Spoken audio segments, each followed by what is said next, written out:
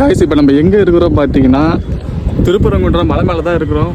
பயங்கரமாக இருக்குதானே இந்த ட்ரெக்கிங். ஆனால் நீங்க நெக்ஸ்ட் டைம் முருகருடைய முதற்படை வீடான திருப்பரங்குன்றம் போனீங்கன்னா கீழே இருக்கிற முருகரை மட்டும் பார்க்காம மலைக்கு மேல இருக்கிற காசி விஸ்வநாதர் கோயிலையும் போய் கண்டிப்பா பாருங்க. அது என்னன்னு சொல்றேன், வீடியோவை ஃபுல்லா பாருங்க. நீங்க திருப்பரங்குன்றத்துல முருகரை பார்த்துட்டு வெளியே வந்து லெஃப்ட் சைடு கொஞ்சம் தூரம் நடந்து போனீங்கன்னா மலை ஏறத்துக்கான வழியை உங்களால பார்க்க முடியும். இதுல பாதி தூரம் படிக்கட்டாவும் மீதி பாதி தூரம் நீங்க ட்ரெக்கிங் பண்ணிட்டு போற மாதிரி இருக்கும். சோ நீங்க ட்ரெக்கிங் பண்ணிட்டு போகும்போது செம்ம அட்வென்ச்சரா அவ்வளவு சூப்பரா இருக்கும். அண்ட் நீங்க டாப்புக்கு போயிட்டீங்கன்னா மேல இருந்து மொத்த மதுரையை பார்க்கறதுக்கு அவ்வளவு அழகா இருக்கும். நீங்க மேல போயிட்டீங்கன்னா உங்களால காசி விஸ்வநாதர் கோயிலை பார்க்க முடியும். அந்த கோவிலை சுத்தி இருக்க தண்ணியில இங்க இருந்த முனிவர்கள்லாம் மீன் வடிவில் இருப்பதாகவும் கூறப்படுது. அப்படியே கோவில்ல உக்காந்துக்கிட்டு மொத்த வியூ பாயிண்ட்டுமே பார்க்கும்போது செம பீஸ்ஃபுல்லா இருக்கும். இந்த ட்ரெக்கிங் பாத்தீங்கன்னா டோட்டலா ஒரு 1.5 hour கவர் ஆகும். நீங்க நெக்ஸ்ட் டைம் திருப்பரங்குன்றம் போனீங்கன்னா மலை மேல இருக்கிற காசி விஸ்வநாதர் கோயிலை கண்டிப்பா விசிட் பண்ணி பாருங்க. அப்படியே இந்த இன்ஃபர்மேஷன் கொடுத்தா நம்ம பேஜை மறக்காம ஒரு ஃபாலோ பண்ணிக்கங்க.